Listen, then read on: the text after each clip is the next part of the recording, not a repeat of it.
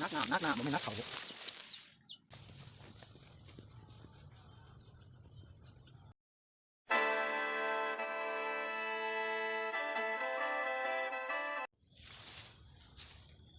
สบายดีพี่น้องวันนี้มาพบกับสองบ่าวสารวัตรสิเก่าสิเคยเด้อพี่น้องเด้อวันนี้บ่าวสารวัตรจะพาพี่น้องมาชมบรรยากาศฝนเขาฝนตกใส่ เนาะฝนตกใส่ว่าสิกู้มือวันอาทิตย์กับบริกู้พี่น้องว่าอยากได้2 แดดเนาะแต่ว่าวันนี้มันสิกลายเป็น3-4 แดดตีบันเนาะบ่แม่น3-4 แดด3-4 ฝน เนาะ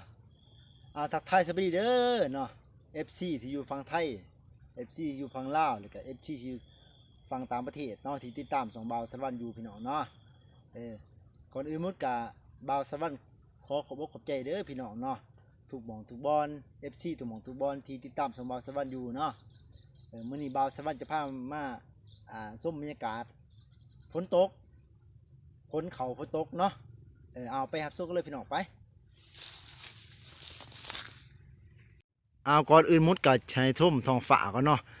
ตอนแรกก็สิมืดมุ่นเบิดเนาะฝนก็ตกยับอยู่พี่น้องเนาะ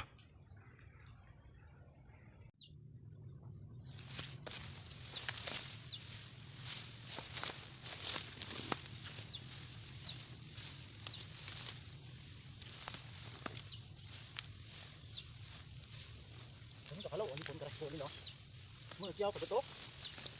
เกี่ยวแล้วตกใส่ฝนเนาะฝนนี่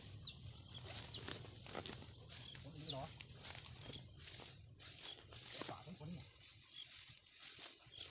มันก็นักแล้วไปที่มันนักหนาไม่นักเขาอุ้ยนักเขาเลยขนาดนักหนาตัวฝนโผล่เขาเจอพวกนี้กินยังหยาบต้นเขาแห้ง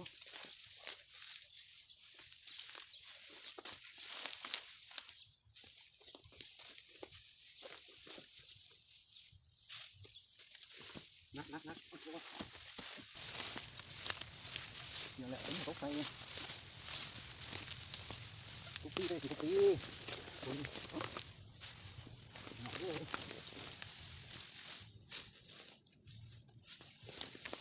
นักหนามันไม่นักเขา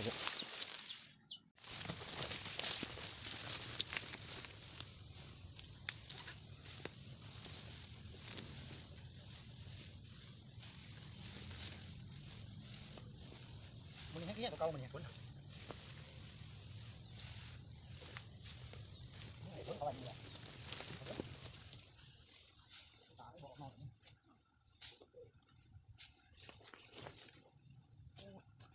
นักกว่าพี่แก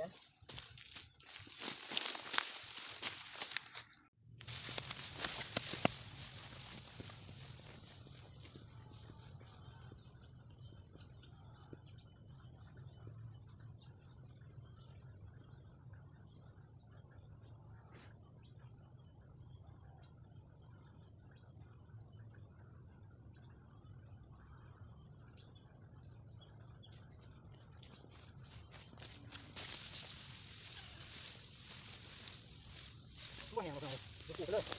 ตากเขา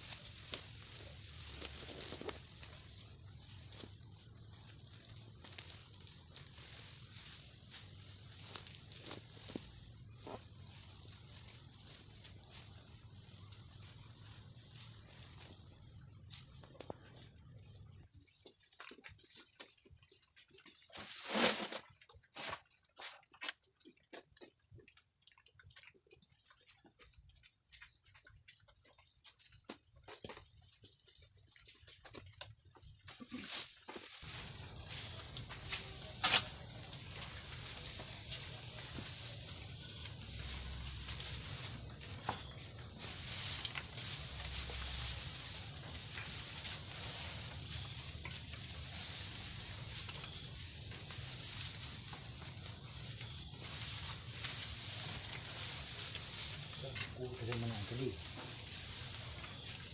ครับบนสีมา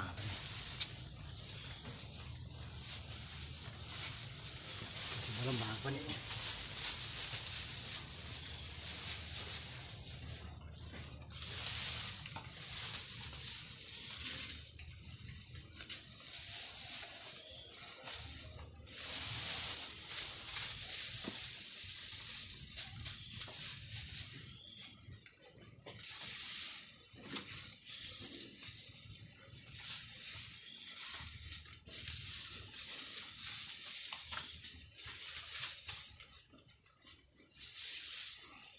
มันมีแต่ห้อยงูแถว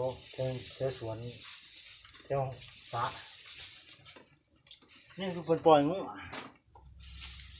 มันก็เขาแล้วเขาเต็มไหมเต็มหน้าสีมัน500กินแถวแค่หาเขียวไปนี่ก็เป็นเลย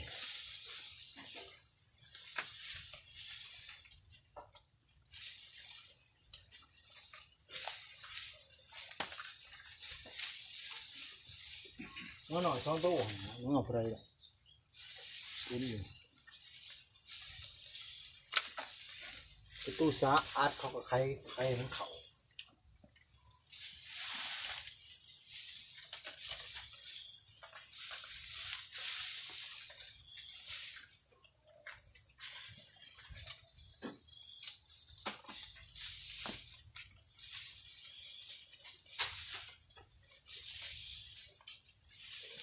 ลำบากคนตกหน่อยสบดผลก็ได้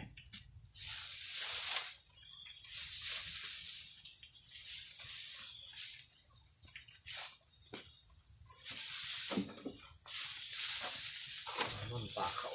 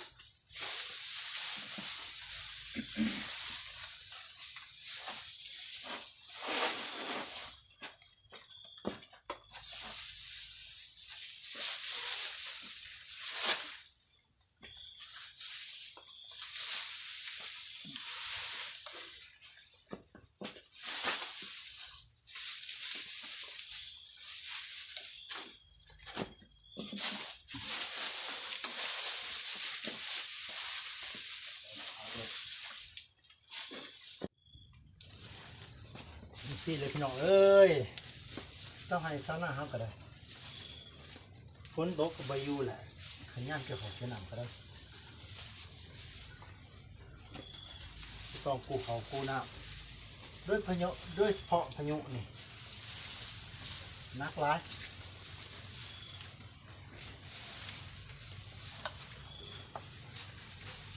ตกใบยูก็เศร้า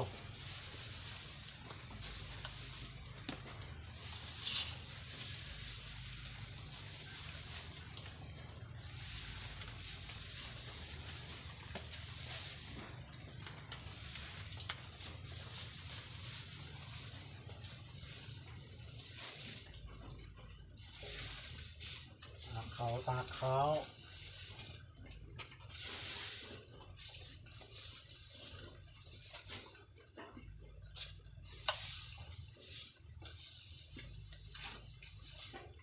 เป็นแหงคนละอีกสิบปีฮะปอนมันบัดคิดสิมันบ่เนาะพี่น้องเนาะฝากเป็นกำลังใจให้พี่น้องเด้อคนไหลก็แชร์ก็ติดตามมาในพี่น้องส่องไปยังหน่อยยังหนุ่มหลายลอยไปกับคนถนัดที่ตามก็ได้ยังใกล้หลายพี่น้องเอ้ยฝากอุดหนุนนี่ด้วยพี่น้องเอ้ย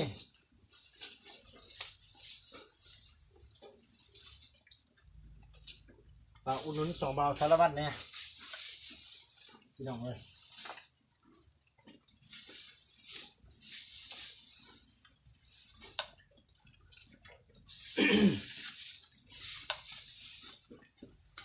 วันนี้ฝนตกไหลลงที่หน้าต่างเห็นไหมแล้วไหลลงที่หน้าต่างนี่ไหลลงท่วงเขาเนี่ย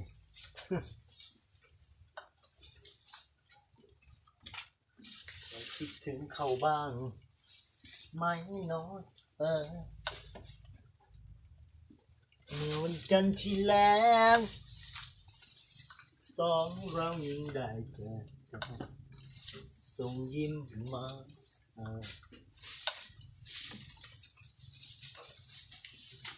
ั่งอยู่คนเดียว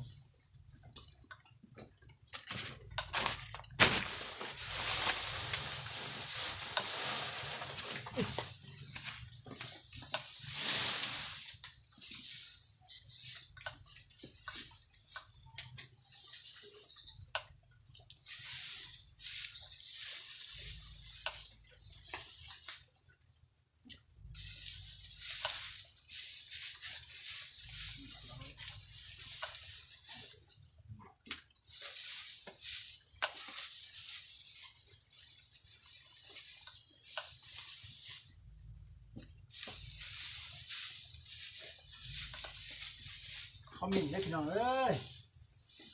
คอมเมนต์เด้อคอมเมนต์เด้อ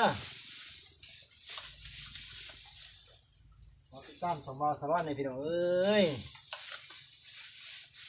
อยู่สงสารคนกันคนต้องนอนนะพี่น้องสิบุลืมบนคุณดอกพี่น้อง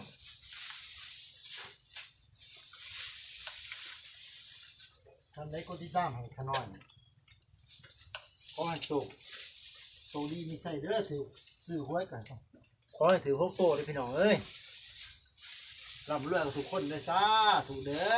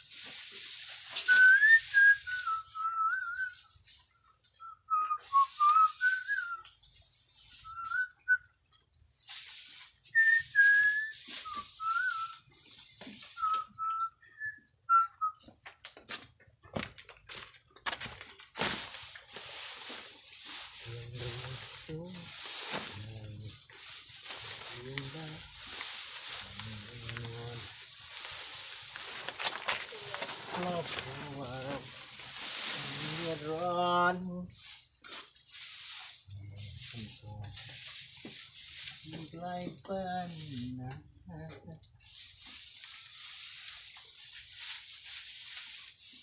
หายตาเมียงอ่ะใจไม่มาลูกมาอยู่ไกลห่วงใยในทุกเวลายังรู้สู้งาน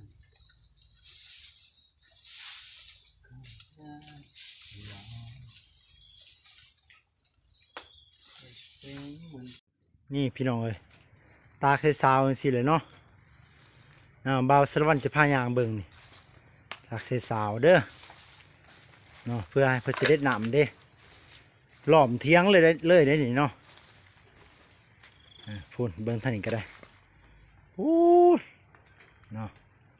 หล่อมเทียงเลยเพื่อให้เพื่อสิได้นำพูดแหละ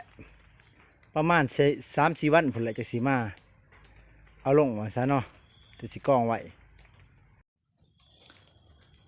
ไปจะได้พี่น้องเนาะตอนนี้กะถือว่าการตากเขากะยังไม่ทันสำเร็จได้พี่น้องเด้อเพราะว่าบอลตากเมื่อแล้วมืออื่นจะสิมาตากใหม่เนาะมาหอนี่กระบาสารวัตรก็สิจบคลิปไว้เพื่อสำนึกก่อนพี่น้องเนาะฝากเด้อพี่น้องฝากเด้อเนาะอย่าเผาเบื่อเผานายบ่าวสารวัตรเด้อเนาะหักกันไว้คือคนนี้ติดกันอยู่เด้อพี่น้องยาได้เพศแต่งมังคือน้ำตีเขาเนี้ยก็เป็นวาเด้อเนาะฝากกดไลค์กดแชร์กดติดตามเนาะส่องบ่าวสารวัตรเด้อพี่น้องเอ้ยเนาะมีแต่คนติดตามบ่ถึงฮอด200เนาะส่องยังหน่อยไลค์พี่น้องฝากดันซอยด้วยพี่น้องเด้อ เนาะบ่าวสารวัตรของเราไปก่อนพี่น้องขอความสุขสุขดีจงเกิดแก่ทานผู้ชมทุกท่านเด้อพี่น้องเนาะส่งมาลำรวยอย่าเจ็บไปจนแล้วกันเนาะพี่น้องเนาะขอลาไปก่อนพี่น้องสบายดี